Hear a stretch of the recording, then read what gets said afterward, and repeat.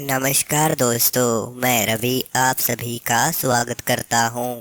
आज हम जानेंगे कि देवी देवता की सवारी शरीर में कैसे आती है। देवी देवता शरीर में प्रवेश कैसे करते हैं। देवताओं की शक्तियां, देवताओं की सवारी, देवताओं की तरंग कब आती है, कितना समय आप लोगों को हो जाता है।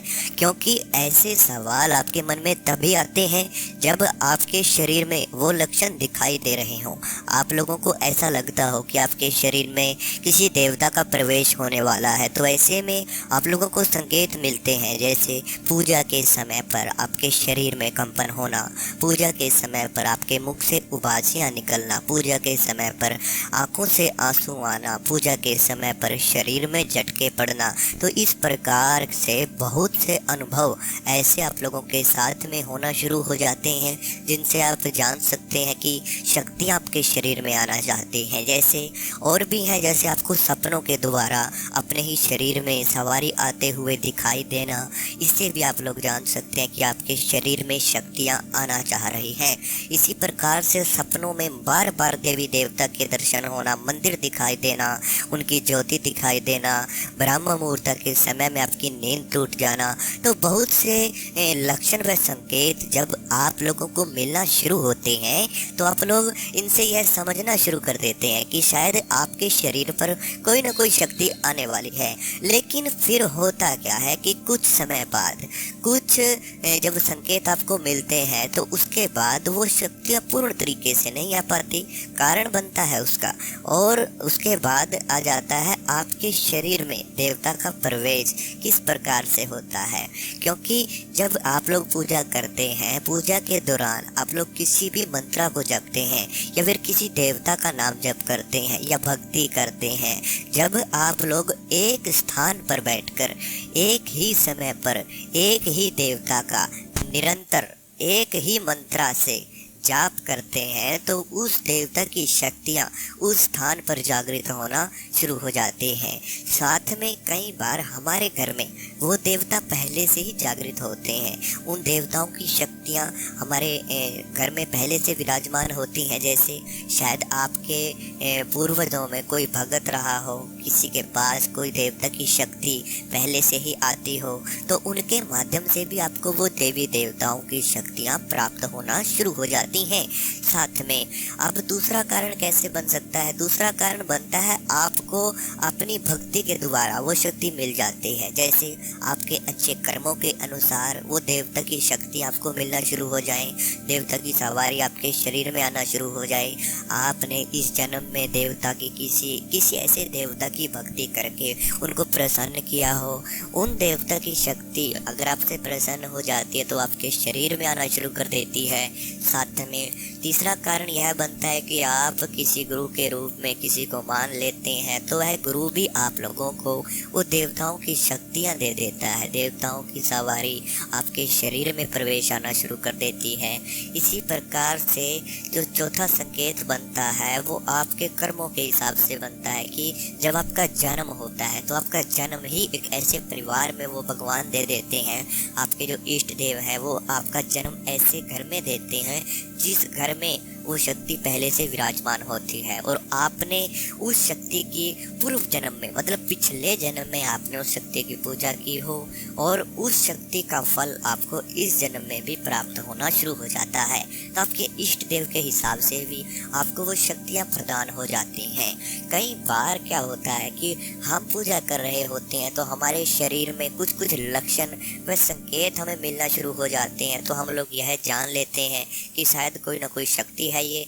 तो ऐसा बिल्कुल भी नहीं है। कई बार ऊर्जा भी होती है हमारे शरीर में, हम लोग समझ लेते हैं कि ये देवता की शक्ति है, हम लोग ये समझ लेते हैं कि ये कोई अच्छी शक्ति है या फिर कोई बुरी शक्ति है। नहीं, हर एक सिम्टम आप लोगों को देवता नहीं बता सकता, और हर एक संकेत आप लोगों को यह नहीं बता सकता कि वो देवता की सवारी है या कोई भूत प्रेत है आपके शरीर पर। या फिर ऐसा होता है कि देखो, कई बार हमारे शरीर में झटके पड़ते हैं, पूजा के समय पर झटके पड़ते हैं, तो आप लोग ये जान लेते हो कि ये देवता की शक्ति है या फिर कोई भूत प्रेत है? बिल्कुल भी नहीं। जब आपके शरीर में कोई झटके पड़ रहे हैं तो वह एक ऊर्जा है जो आपके शरीर में प्रवेश करती है। ऊर्जा या तो किसी मंत्रा की हो सकती है या फिर वो पूजा की मंत्र ऊर्जा हो सकती है, क्योंकि आप लोग पूजा करते हो। उस पूजा के दौरान भी आप लोगों को वो ऊर्जा प्राप्त हो जाती है जो आपके शरीर में समाहित होती है। अब बात आती है देवताओं की शक्तियों की। तो मान लीजिए आपको किसी न किसी रूप में, जैसे ही हमने 3 या 4 उदाहरण दिए हैं, किसी न किसी प्रकार से आपको कोई देवता की सवारी है जो वो प्राप्त हुई है, उसकी शक्ति प्राप्त हुई है, तो वह कैसे आपके शरीर में एंटर होना शुरू होएगी? तो देखिए, सबसे पहले आता है आपका आसन, कि जो भी आप लोग जिस आसन पर बैठकर आप पूजा पाठ करते हैं, उस आसन को जागृत करना होगा। वह आसन कब जागृत होगा? जब आप उसके ऊपर समय बिताएंगे।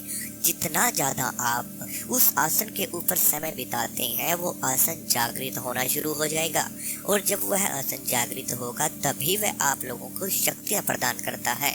सबसे पहले आप लोगों को उस आसन के ऊपर ज़्यादा से ज़्यादा समय बिताना होगा, ठीक है। अब उसके साथ में आता है समय, कि समय का भी बहुत बड़ा महत्व है। अब जैसे अगर आप सुबह 4 बजे पूजा पाठ करते हो तो शाम को भी 4 बजे ही, शाम को अगर 6 बजे करते हो तो सुबह आपको हर रोज 4 बजे ही पूजा करनी होगी और शाम को 6 ही करनी होगी। इससे एक समय का जो निर्धारित है वो हो जाता है कि एक समय पर अगर आप किसी देवता को बार बार बुलाते हैं, एक स्थान पर बैठकर एक समय पर अगर आप किसी देवता को बार बार बुलाते हैं तो उनको आना ही पड़ेगा, ठीक है। तो उस समय पर आपके जो पूजा घर है उसमें देवी देवताओं की शक्तियाँ जागृत होना शुरू हो जाएंगी। उनकी ऊर्जाएं उस स्थान पर घूमना शुरू कर देती हैं। अब इसी प्रकार से आपका आता है पूजा घर, कि जो भी पूजा का स्थान है, जो पूजा घर है, वहाँ पर एक पवित्रता आप लोगों के होनी चाहिए, क्योंकि जब तक वहाँ पर पवित्रता नहीं होगी तब तक कोई भी शक्ति वहाँ पर विराजमान नहीं हो पाएगी। आप पवित्रता आप लोग कैसे कर सकते हो? जैसे आप लोगों को अपने पूजा घर में साफ सफाई रखनी चाहिए, आप लोगों को अपने देवी देवताओं के नाम से वहाँ पर नाम जप करना चाहिए, मंत्रा जप करना चाहिए, क्योंकि जब वहाँ पर एक पवित्रता होगी तभी आप लोगों का जो पूजा घर है वो जागृत होता है। तब इसी प्रकार से आप कोई भी मंत्रा, जैसे किसी भी देवता का कोई मंत्रा ले सकते हो। आप लोग एक ही देवता को पूजें, एक ही देवता की पूजा करते जाएं। वैसे तो आपके घरों में अनेक देवता पूजे जाते होंगे, लेकिन फिर भी आप लोगों का जो मन है वो किसी एक देवता पर ज़्यादा होगा, क्योंकि जिस देवता की शक्तियाँ हमारे साथ होती हैं, जिस देवताओं की ऊर्जा हमारे शरीर में प्रवेश करती है, हल्की सी भी अगर किसी देवता की ऊर्जा है तो हमारे मन में उसी देवता के बारे में ज़्यादा ख्याल आएंगे, ज़्यादा सपने आएंगे, ज़्यादा आपका मन उनकी पूजा की ओर करने को करेगा। अब इसी प्रकार से जब यह सब चीज़ें हो जाती हैं तो अब शक्तियाँ आपके शरीर में प्रवेश होना शुरू होती हैं। वो कैसे?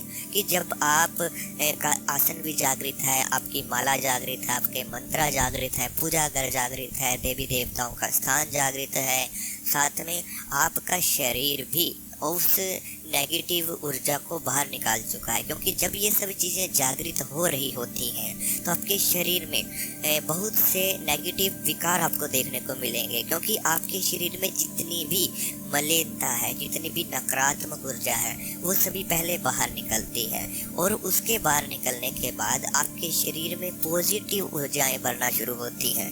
अब कुछ संकेत इसमें भी मिलेंगे, और वह भी ऐसे ही मिलेंगे जैसे आंखों से आंसू के द्वारा वो शक्ति बाहर निकलेगी। साथ में आप लोगों के जो नाक व कान है उनसे गर्म हवाएं बहनी शुरू हो जाएंगी। लेकिन उसमें फ़र्क ये होगा, जब कोई नेगेटिव शक्ति आपके शरीर से बाहर निकलती हैं, नकारात्मक प्रभाव आपके शरीर से बाहर निकलेगा, तो उस समय पर आपका जो स्वभाव है वो चिड़चिड़ापन सा रहेगा, आपको क्रोध सा आएगा। घर में भी हल्के फुल्के झगड़े पूजा के समय पर उस समय पर हो सकते हैं, जब कोई नकारात्मक शक्तियाँ आपके शरीर से बाहर निकलती हैं। तो जब ये शक्तियाँ बाहर निकल जाती हैं उसके बाद पॉजिटिव शक्तियों का प्रभाव आपके शरीर में पड़ना शुरू होता है। तो जब भी आप लोगों के ये नकारात्मक ऊर्जा बाहर आ जाएगी, वो स्थान जागृत हो, आसन जागृत, ये सब चीज़ें जब जागृत हो जाएंगी, उसके बाद उन शक्तियों का जो वास आपके शरीर में होना शुरू होगा, वो होगा आपके आसन के द्वारा। कि जितना समय आप उस आसन पर बैठोगे उतना ही आपका तपोबल मजबूत होगा, आपकी शारीरिक क्षमता बढ़ेगी। और जितनी ज़्यादा आपकी शारीरिक क्षमता बढ़ती है उतनी ही वो ऊर्जा आपके शरीर में प्रवेश होती है, और जितनी ऊर्जा आपके शरीर में प्रवेश होगी उतने ही अनुभव आप लोगों को और ज़्यादा होना शुरू हो जाएंगे। आप लोगों को देवी देवताओं के सपने अच्छे संकेत मिलने शुरू हो जाते हैं जब कोई शक्ति आपके शरीर में ऊर्जा के द्वारा प्रवेश करती है। मतलब अगर अच्छी शक्ति प्रवेश करेगी तो अच्छे संकेत मिलेंगे, लेकिन अगर बुरी करेगी तो बुरे भी संकेत मिलते हैं। अब इसी प्रकार से जब आप उस आसन पर बैठोगे, आपकी शारीरिक क्षमता के द्वारा वो शक्ति आपके शरीर में जाती है, वो आपके तपोबल के द्वारा जाती है। अब काफ़ी साधक कहेंगे वो दूसरों की रीस करते हैं, वो सोचते हैं कि दूसरे भगत में इतनी शक्ति कैसे आ रही है, वो कैसे सब कुछ बता देते हैं, वो कैसे बात करते हैं, उनको कैसे हमारी परेशानियों का पता चल जाता है। क्योंकि आपने केवल उनकी सवारी को देखा है, आपने केवल उनकी शक्ति को देखा है, आपने उनके जप व तप को नहीं देखा कि वो कितना तप करते हैं, उनकी शारीरिक क्षमता कितनी है, उनका तपोबल कितना मजबूत है। तो यह सब आप लोगों को भी मजबूत करना पड़ेगा, तब जाकर वो शक्ति आपके शरीर में जागृत होना शुरू होती है। साथ में अब काफ़ी साधक ऐसे भी हैं जिनके ऊपर शक्तियाँ तो आ रही हैं लेकिन वो आगे नहीं बढ़ पाते, वो शुरू से ही उसी स्थान पर बैठे हुए हैं जहाँ वो पहले थे।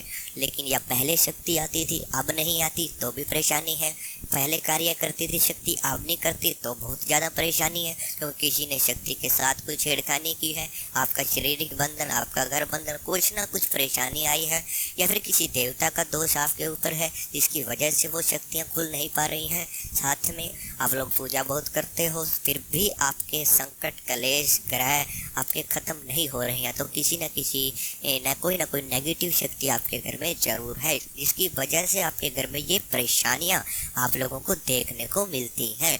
साथ में अगर किसी बच्चे के साथ कोई परेशानी है, आपके साथ कोई परेशानी, आपके घर में कोई परेशानी है, आप भक्ति करते हो, आप एक साधक हो, आपके साथ ये परेशानियां खत्म होने का नाम ही नहीं ले रही हैं, तो ऐसे में शक्तियां बोलती नहीं, कार्य नहीं करती, खुलकर नहीं आती, तो किसी न किसी देवता का दोष होता है। तो अगर आप उस दोष को, उस परेशानी को, उस नेगेटिविटी को या उस कारण को जानना चाहते हैं तो आप हमसे बात कर सकते हैं। बात करने के लिए आपको व्हाट्सएप नंबर स्क्रीन के ऊपर दिया हुआ है, आप उस व्हाट्सएप नंबर पर जाकर अपनी समस्या को बताएं, वह समस्या का समाधान देखकर आपको बता दिया जाएगा।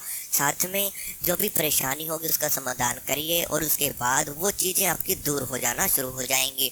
बहुत से साधकों के साथ ये परेशानियाँ हुई थी जिन्होंने हमारे साथ बात की और ये परेशानी उनकी दूर हो चुकी है। साथ में अगर वीडियो अच्छी लगी हो तो चैनल को सब्सक्राइब जरूर करना। व्हाट्सएप नंबर स्क्रीन के ऊपर दिया हुआ है। धन्यवाद।